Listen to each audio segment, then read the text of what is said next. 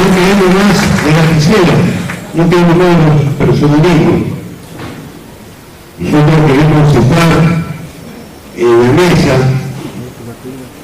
donde la lapicera la tengamos todos aquellos referentes de los distintos sectores del peronismo y entre todos elijamos los mejores hombres para defender al movimiento obrero, a los ciudadanos y a los que menos tienen. Para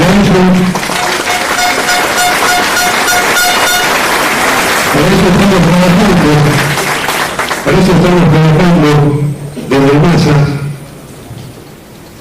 Hay compañeros que militan desde hace muchísimos años, algunos son secretarios generales.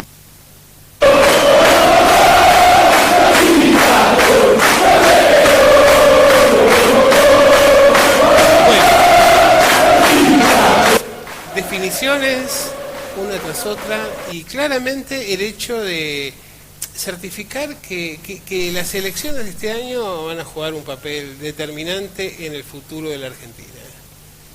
Así es, Alberto. Bueno, esperemos que en estas elecciones el pueblo pueda manifestarse y bueno, que todas estas manifestaciones que están en la calle se sientan en el voto. Uno se pregunta si vino acompañado de algún tipo de definición hincapié hecho respecto de la importancia de las elecciones, y también el MASA se expresó respecto de alguna forma de articulación, de alianza o de candidatos, pero vamos a crear el suspenso, ¿no? Algo que un poquito más adelante lo vamos a exponer. Y ahora vamos a ir a otra de las intervenciones de uno de los sindicatos más importantes, más representativos que forman parte de este espacio, que es ESMATA, ¿no? Un sindicato que supo ser multitudinario en los buenos tiempos de la industria nacional y que en estos años está, y sobre todo en este último año y medio, está atravesando una situación bastante compleja con despidos, con suspensiones, con bastante preocupación, no solo por las políticas internas, sino también por lo que está ocurriendo en Brasil y cómo efectivamente la inestabilidad del mercado brasileño, la caída en los precios y demás, llevan a poner en cuestión la producción local e incluso muchas empresas que han amenazado trasladar sus plantas a Brasil. Por eso vamos a escuchar ahora a Mario Manrique, secretario adjunto de ESMATA, que además hace una serie de anuncios que son realmente muy interesantes.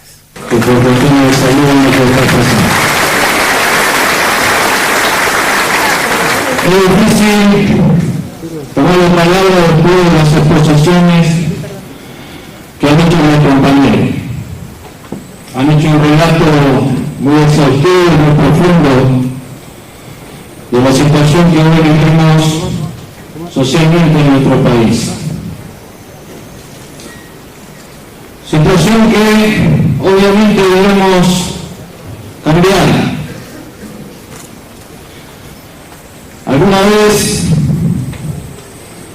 un gran conductor dijo que los dirigentes sindicales éramos sabios y prudentes. Y debemos ser sabios en la construcción de alternativas, en la construcción de ideas y firmes en nuestras convicciones. Y tenemos que ser prudentes a la hora de elegir el momento de confrontar. Porque también ese gran conductor, que fue Juan Domingo Perón, decía que en la confrontación permanente se pierden los valores. Y lamentablemente estamos perdiendo los valores. También voy a tomar la palabra del secretario general del MASA, Omar Viviani, que permanentemente nos dice que son estos épocas para pensantes, sino para valientes. Mire, compañero, hoy la historia nos está poniendo a prueba. Hemos cometido muchos errores en el movimiento obrero y de la política. Pero si no sabemos aprender de nuestros errores y construir nuevas opciones y nuevos liderazgos, seguramente no solo no vamos a tener destino, sino que también vamos a estar trabajando para que en este país se profundicen las políticas que nos están llevando a una degradación social. ¿Puedo sumar la palabra? Hace muchos años hay un médico que decía que se venía la máquina de cortar boludo, el país se quedaba sin habitantes. Era Tato Bores. La tecnología avanzó, no se inventó la máquina de cortar boludo, pero se inventó la máquina de amontonarlo. Y se amontonan en el Facebook, se amontonan en el WhatsApp y se amontonan en la carpeta negra. Me da pena, me da desesperación y angustia ver en televisión a representantes políticos y sindicales de cualquier ideología no poder entablar un debate coherente, un debate de ideas. Unos viven echándole la culpa a la herencia, otros viven levantando banderas que no pudieron resolver, y en el medio estamos nosotros. Esa confusión llegó a la sociedad. Este país hoy no solo sufre de una grieta social, es un país en ebullición, un país que no encuentra dentro de la dirigencia tanto sindical como política una opción de liderazgo. Y ese es el desafío en que la historia nos puso ahora a nosotros. No me alegro por lo que pasó en la movilización del día 7, porque no fueron personas a las que agredieron, fue el movimiento obrero en su conjunto, movimiento obrero al cual pertenecemos, un movimiento obrero que debe encontrar el camino de la unificación bajo premisas claras, con convicciones, con unidad de concepción, que pueda traccionar políticas de Estado que contengan a toda la sociedad en su conjunto, políticas de Estado que aseguren por mucho tiempo la calidad de vida de los trabajadores. Ese es el desafío. Desde el MASA siempre mantuvimos las mismas ideas, siempre mantuvimos los mismos valores. Y no vamos a claudicar, ni vamos a guardar nuestra agenda en un cajón por el solo hecho de juntarnos, porque juntarnos no sirve, sirve unirnos, porque un gran adversario como es el capitalismo, encarnado en una persona, solo se lo va a poder vencer con organización, unidad de concepción y liderazgos firmes. Entonces, compañeros, no me voy a extender más.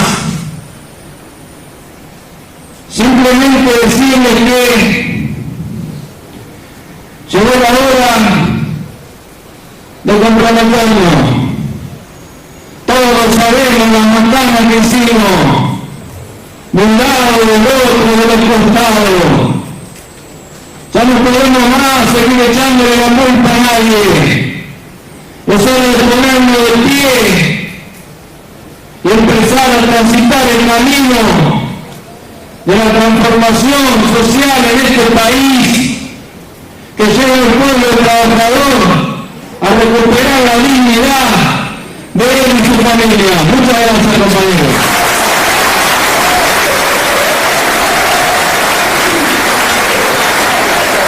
Continuamos a Mario Valiente, secretario adjunto de SMACA.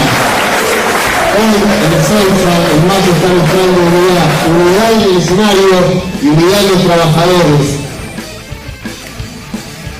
¿Cuántas definiciones? Sí, Alberto. A vos te llamó la atención algo, ¿no? Y lo que pasa es que podemos sintetizar este discurso, digamos, en todos los discursos en todas las palabras, que venimos a escuchar. País en ebullición, dignidad, trabajo estable, familia unida. Y bueno, digamos, eso es lo que está luchando el pueblo en general, ¿no? Y me parece súper importante este discurso que él remarca estas cosas tan básicas. La verdad es que es un discurso muy peronista.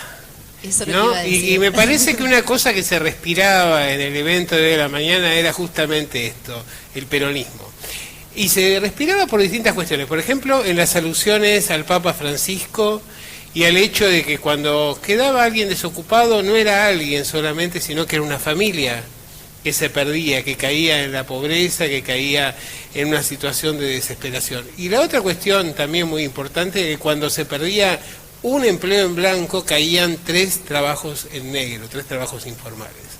Entonces, yo creo que esta condición de la solidaridad que ha sido característica de la comunidad organizada del peronismo, estaba muy presente, ¿no? Estábamos acostumbrados en los últimos años a escuchar un discurso político que era más bien socialdemócrata en su composición, que utilizaba, en lugar de términos como la igualdad peronista, utilizaba el concepto de equidad, que básicamente de alguna manera resignaba incluso la invocación al propio Perón, ¿no? Es decir, Perón de alguna manera ha sido redescubierto por muchos después de la derrota electoral de 2015. Así es, y cómo el movimiento obrero se está haciendo escuchar, eso me da mucha impresión, porque tanta gente ahí, ¿no? Digamos, velando por las bases peronistas y la organización y los principios del justicialismo, digamos, como que me llenó de energía, Alberto. Sí. ¿No? Yo creo que sí, y sobre todo, ¿sabes qué? A mí me venía a la mente permanentemente la comparación. Siempre las comparaciones son odiosas, ¿no? Pero yo veía ese triunvirato de la CGT el 7 de marzo, y en esa situación casi de desprotección, con un pueblo que le exigía definiciones que no estaba en condiciones de dar, y no es tal vez porque quienes estaban en ese triunvirato no quisieran darlas, sino porque se había generado en los últimos tiempos del gobierno anterior una fragmentación dentro del espacio sindical terrible. Una de las consecuencias fue, por ejemplo, la creación de este espacio, de este movimiento de acción sindical argentina. Pero hoy lo que llamaba la atención era todo lo inverso, ¿no? Es decir, por un lado teníamos una militancia activa, bulliciosa, ansiosa de definiciones y de respaldar una acción concreta, pero por el otro lado veíamos que esto de con la cabeza de los dirigentes o con los dirigentes a la cabeza, bueno, efectivamente acá se habían puesto a la cabeza. A los hombres y mujeres que están descreídos del peronismo, que el peronismo es la única alternativa política que puede traer la grandeza del pueblo y la felicidad del pueblo. Este es el compromiso que debemos asumir. Si no tenemos hombres y mujeres que transmitan esta idea, seguramente no vamos a tener patria. Y la patria es de todos. Donde hay un trabajador está la patria. Y eso somos nosotros, la patria que queremos.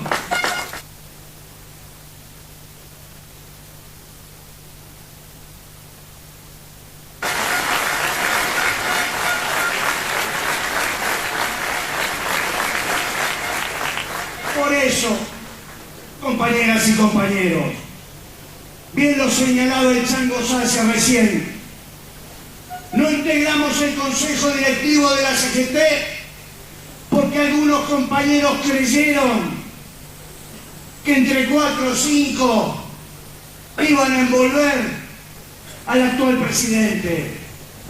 Porque también es cierto, los trapitos sucios se lavan en casa, no en los canales de televisión ni por los diarios. Yo siempre digo que el problema no es de los trabajadores, el problema es de los dirigentes, porque hay dirigentes que no tienen las pelotas para pararse delante del pueblo argentino a decir qué es lo que hay que hacer. Entonces prefieren entrar por la puerta de atrás a ver qué negocian. Y con políticas liberales que hambrean a los pueblos, como está pasando en Latinoamérica, no se puede negociar.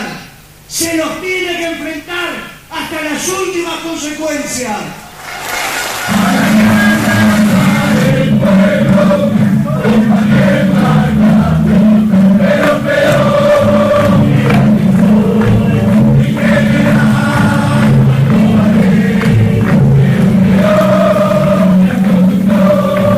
Claudia, se respiraba peronismo ahí, ¿no? Así es, un discurso con muchas definiciones y un cierre muy contundente. Sí, vamos a repasar algunos ítems, porque me parece que son muy interesantes. Vos señalabas uno aquí mientras estábamos escuchando nuevamente la locución. Bueno, el apoyo a la educación es uno que claramente él decía y afirmaba que sin educación vamos derecho a la desolación y a la pérdida del futuro de los jóvenes, porque sin educación no se encuentra trabajo, sin educación no tenemos un pensamiento autónomo y crítico, sin educación no podemos elegir, no somos libres en realidad. Sí, y vos fijate que hay algo muy importante en esto, ¿no? Que se privilegia la lucha por sobre las diferencias que puede haber en cuanto a centrales obreras o en cuanto a alineamientos en términos incluso político-ideológicos. Creo que en realidad, como decía alguien, ¿no? Si te parece que la educación es cara, pregúntate cuánto sale la ignorancia. Y me parece que esto es muy importante, ¿no? Que es la definición clara respecto de la necesidad de respaldar la lucha docente, porque efectivamente en una educación de baja calidad los que más pierden son aquellos que son más débiles en términos económicos y sociales. Sí, los más vulnerables, y en donde esta educación, que claramente el gobierno está haciendo una diferencia entre lo privado y lo público, empezamos nuevamente a hablar de desigualdad y de aumentar esta brecha y esta grieta, ¿no?, entre las clases sociales. Sí, eso es muy importante, ¿no? El hecho de la grieta que también es tomada en este análisis, y sobre todo hay una definición muy contundente, que es la que tiene que ver con la reina de Holanda. Así es, fue muy muy fuerte lo que él dijo, ¿no?, acerca del 24 de marzo.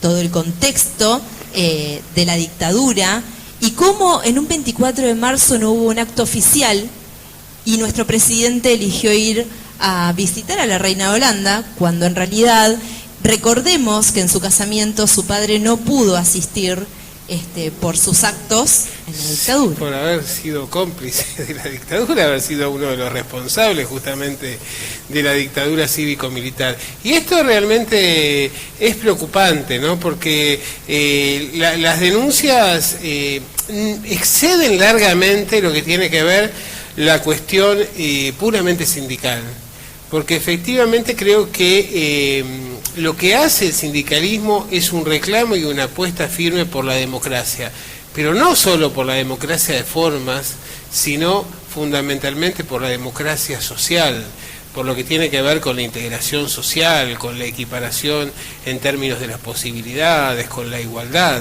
Y creo que esto es fundamental. Vemos que la dirigencia sindical, en este caso claramente se ve con el Movimiento de Acción Sindical Argentino, en realidad lo que pretende es ejercer un liderazgo frente a eso que podríamos llamar una masa en disponibilidad, ¿no? Que efectivamente tienen claro qué es lo que no quieren, también seguramente tienen claro a dónde llegar. El problema es que necesita una articulación, una conducción, y eso es lo que está ausente.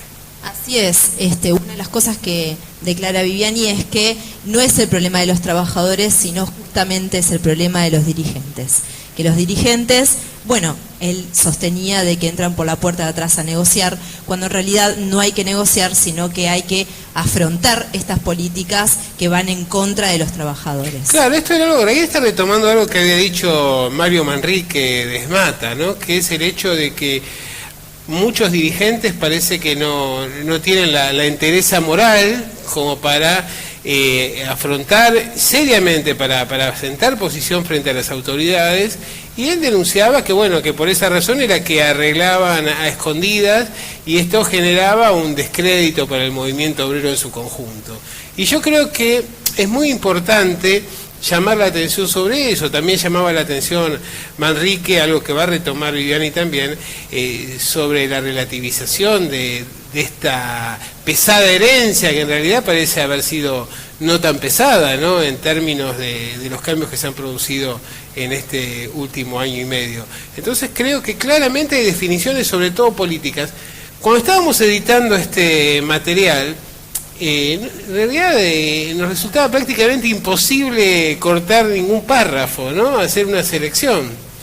Era la riqueza de los conceptos en discursos que, si bien no fueron excesivamente largos, tampoco fueron cortos, pero fueron muy amplios y además que tuvieron definiciones y una contundencia significativa. Así es, Alberto. Claramente hay una lucha, digamos, con varias acciones a seguir. Hay un documento escrito y también hay bases sólidas. Bueno, nos quedamos con ganas de seguir escuchando a Viviani con el tramo final de las definiciones y también con el cierre de las alocuciones frente al plenario.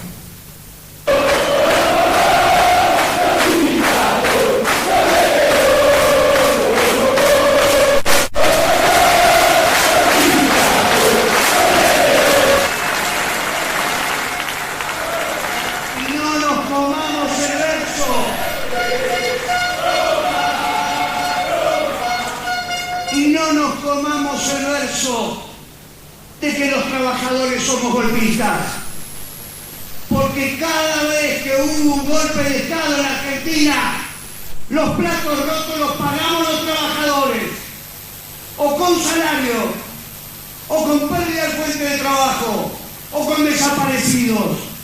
O no sabemos también que cada vez que hubo un golpe de Estado, lo primero que se intervino fue la CGT y los sindicatos para disciplinar a los trabajadores.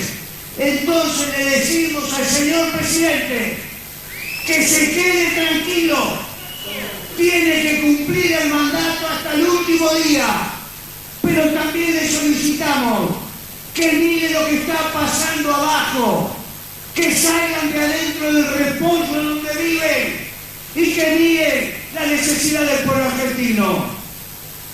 Cuando hablan de diálogo, no nos negamos al diálogo, nos negamos a que nos aprieten, a que digan tengo una carpeta, tengo otra carpeta, que con la carpeta hagan como Papillón, que se lo metan en el orto.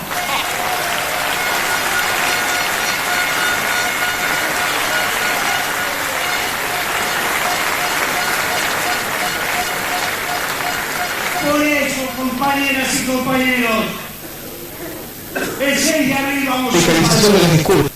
y le estamos diciendo también a los compañeros de la Confederación General del Trabajo que tengan la grandeza y la humildad de ordenar la casa.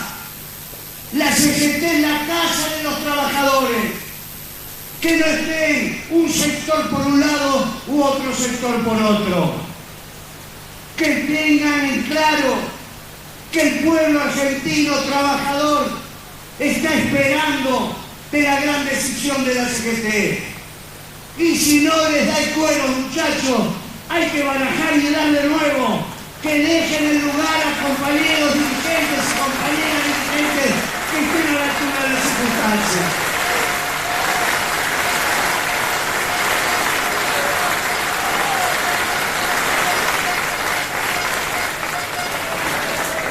Por eso, compañeros, no los convoco.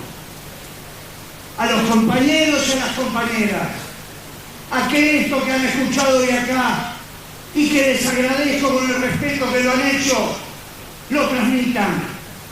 Cada uno de nosotros tenemos que ser esa polea de transmisión. El peronismo será grande o no será nada, y este país sin peronismo no puede llegar a tener la justicia social que todos anhelamos. En consecuencia, el 6 de abril, paro nacional por 24 horas y un plan de lucha hasta que se cambie el modelo económico que está ahorrando a millones de argentinos. Muchas gracias, compañeros. Buenos días a todos. Vamos para adelante. ¡Viva la patria! ¡Viva Perón!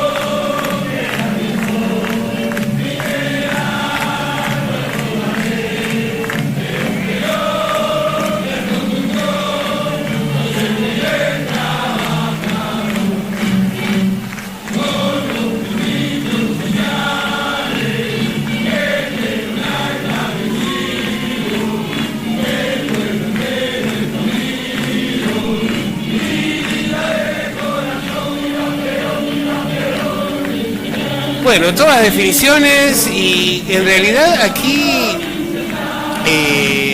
Viviani retoma algo que ya había planteado Di Próspero, ¿no? Que es el hecho del papel militante que le cabe a todos aquellos que, bueno, tienen una responsabilidad social y no solo a la dirigencia sindical, ¿no? El hecho de hacer un trabajo concreto en el territorio, tratar de ir a convencer, a difundir, sobre todo el hecho de que, bueno, un examen sobre cuáles fueron las razones por la cual muchas personas, un porcentaje muy importante de argentinos, votó por un proyecto que quedaba claro que no iba a beneficiarnos.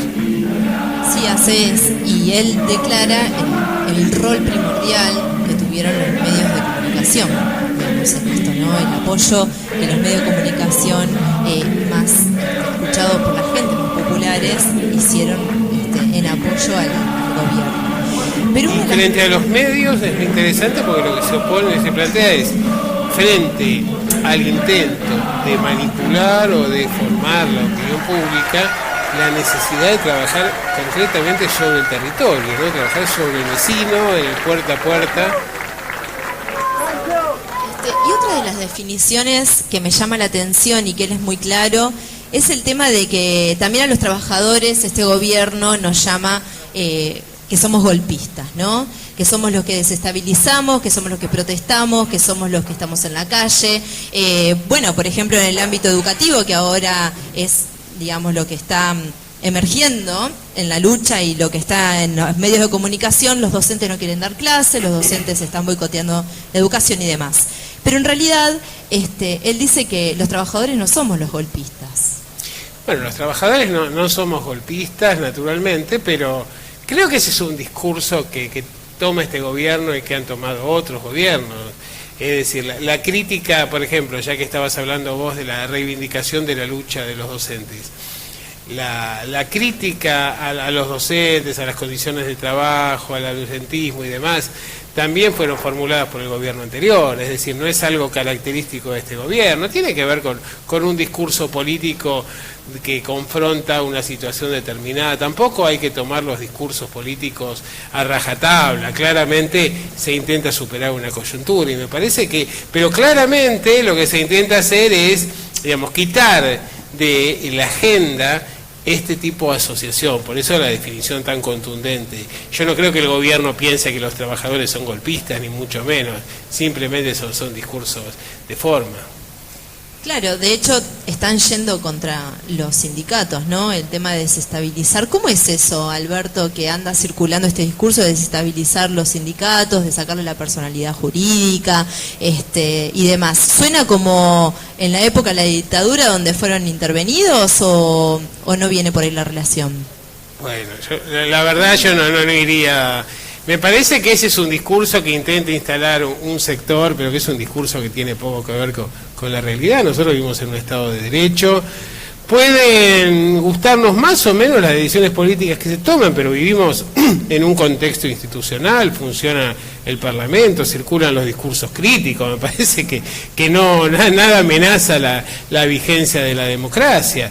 Sí vemos, por el otro lado, bueno, que hay políticas que benefician predominantemente a ciertos sectores, pero que han sido características de una propuesta política. Y bueno, las propuestas políticas se las responde a partir de programas alternativos, a partir de organización, pero efectivamente yo no creo que haya un interés de golpe de parte de nadie concretamente. De hecho, una cosa que se remarcó mucho en este encuentro fue un poco como que si el gobierno quería irse antes del 2019, bueno, lo iban a ir a buscar para obligarlo a que continuara, ¿no? Porque efectivamente lo que se trata no es de derrocar un gobierno, sino de tratar de modificar las políticas y que las políticas efectivamente traten de incluir a la mayoría y a beneficiar al conjunto de la sociedad y no a sectores mucho más acotados, como hemos visto, ¿no? Esta asociación que señalábamos antes entre la caída de más del 30% en el consumo de leche y el incremento notable en la compra de las 4x4, nos está marcando claramente cuál es el sentido, la orientación de las políticas de Estado. Claro, porque en realidad la lucha vamos hacia ahí, ¿no? A cambiar el modelo económico que está proponiendo este gobierno. Yo creo que es un problema histórico que tiene la Argentina, ¿no? Que el hecho de que hay dos proyectos de país. Uno es el proyecto de la generación del 80, tal como se lo ha llamado, que es un proyecto de un país para pocos, basado en la desigualdad, en la exclusión social y la concentración de la riqueza en pocas manos, y culturalmente un país aculturado, un país dependiente. Y por el otro lado tenemos un proyecto nacional y popular que arranca con el radicalismo, arranca con Alem, con Irigoyen, también con Alvear, desde mi perspectiva, aunque algunos lo cuestionan, luego continúa con Perón y con el armado de ese espacio nacional y popular. Llamativamente hoy en día lo que tenemos es un radicalismo que parece encontrarse en un brete, en una alianza que ha generado, pero que lo ha puesto en situación bastante incómoda, por ejemplo, por lo que han sido las declaraciones que se han hecho en la Cámara de Diputados respecto de, bueno, de esto del negocio de los derechos humanos, el curro de los derechos humanos y cosas por el estilo, que no solo pusieron molesta a la dirigencia radical, a Monzó, sino que luego generó muchos cuestionamientos, porque efectivamente, digamos, cuando uno habla de derechos humanos en nuestro país, lo primero que viene a la mente, además de las madres y las abuelas de Plaza de Mayo, es la figura de Alfonsín. Y de golpe, qué sé yo, que se hagan este tipo de declaraciones con un radicalismo que orgánicamente forma parte de la Alianza Cambiemos, bueno, hace algo de ruido y coloca en una situación incómoda que hace que el radicalismo, por un lado, no pueda tomar distancias de esa alianza, pero por el otro lado, tal vez desearía ser más escuchado o más tenido en cuenta. Así que bueno, esto es un poco la situación que se planteaba en verdadero plebiscito peronista, ¿no? Me parece que fue esto, la convocatoria a las demás centrales obreras como para tener una política de unidad, para organizar la conducción, y luego tenemos una serie de definiciones políticas muy interesantes que se van a dar en la conferencia de prensa que brindaron Sergio Sacia de la Unión Ferroviaria y el diputado Oscar Romero de ESMATA.